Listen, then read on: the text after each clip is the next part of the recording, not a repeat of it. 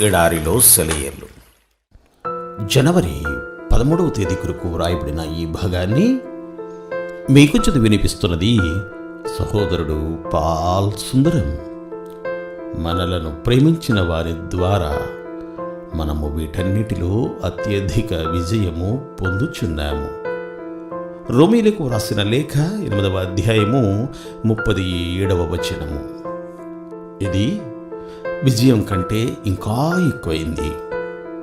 ఇది ఎంత సంపూర్ణ విజయం అంటే మనం ఓటమిని, వినాశనాన్ని తప్పించుకోవడమే గాక మన శత్రువుల్ని తుడిచిపెట్టేసే విలువైన దోపుడు సొమ్ము చేజిక్కించుకొని అసలు ఈ యుద్ధం వచ్చినందుకు దేవునికి కృతజ్ఞత చెప్పేలా చేసే విజయం. మనం అత్యధిక విజయాన్ని ఎలా పొందగలం? మనకు వచ్చిన సంఘర్షణ ద్వారా మన విశ్వాసాన్ని కట్టుదిట్టం చేసి మన ఆత్మీయ వ్యక్తిత్వాన్ని స్థిరపరిచే ఆత్మీయ క్రమశిక్షణను ఈ పోరాటాల మూలంగా పొందగలగాలి.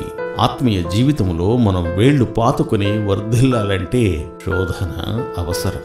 కొండలోయల్లో వీచే బలమైన గాలి ఆ కొండల్లో పెరిగే దేవదారు వృక్షాల వేళ్లు లోతుగా పాతుకుపోవడానికి కారణమవుతుంది. మన ఆత్మీయ సంఘర్షణలు మన పాలిటి అద్భుత ఆశీర్వాదాలు. మనకి బద్ధశత్రువని మనం అనుకునేది నిజానికి దానిని ఓడించడానికి మనకి శిక్షణనిస్తుందన్నమాట.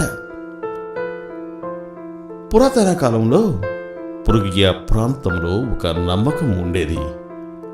వాళ్ళు ఎవరైనా శత్రువుని గెలిచినప్పుడల్లా గెలిచినవాడు తన చేతిలో ఓడిపోయిన వాడి బలాన్నంతటినీ తనలోకి పిలుచుకుంటాడట.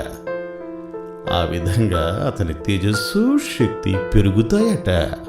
అలానే మనం ఒక శోధనని విజయవంతంగా ఎదుర్కోగలిగితే మన ఆత్మబలం రెట్టింపవుతుంది. ఈ విధంగా మన శత్రువుని ఓడించడమే కాకుండా మన పక్షంగా దాని చేత పని చేయించుకోవచ్చు. ఫిలిష్తీయుల భుజాల మీద ఎక్కడం గురించి యెషయా మాట్లాడుతాడు. యెషయా 11వ అధ్యాయం 14వ వచనం చూడండి. ఈ ఫిలిష్తీయులు ఇశ్రాయేలీల బద్ధ శత్రువులు. అయితే ఇక్కడ అంటున్న దాని ప్రకారం ఇశ్రాయేలీలు వాళ్ళని జయించడమే కాకుండా తమని ఇంకా మిగిలిన విజయాలు పొందడానికి వాహనాలుగా వాళ్ళని ఉపయోగించుకుంటారట. తెలివైన నావికుడు గాలివాటును బట్టి తెరచాపనెత్తి ఆ ప్రకృతి శక్తిని తనకు అనుకూలంగా వినియోగించుకోవడం లాంటిది ఇది. అలాగే జయాన్ని అనుగ్రహించే దేవుని కృప మూలంగా మన ఆత్మీయ జీవితాల్లో మనకి విరోధంగా అనిపించే వాటిని అనుకూలంగా మార్చుకోవడం మనకు సాధ్యమే.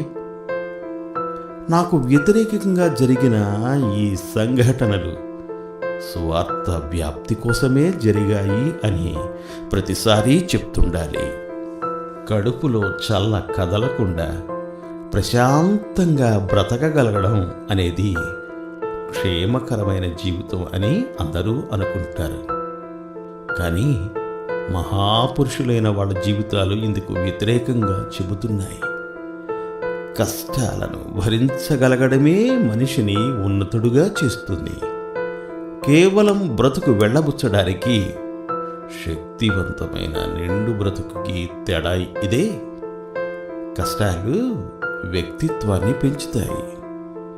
మా ద్వారా ప్రతి స్థలమందును క్రీస్తును గూర్చిన జ్ఞానము యొక్క సువాసనను కనపరచు ఆయన యందు మమ్మల్ని ఎల్లప్పుడూ విజయోత్సవంతో ఊరేగించుచున్న దేవునికి స్తోత్రము అని 2వ కొరింథీయులకు వ్రాసిన లేఖ 2వ అధ్యాయం 14వ వచనంలో ఉంది. దేవుడు మేము దీవించుగాక. Amen, amen.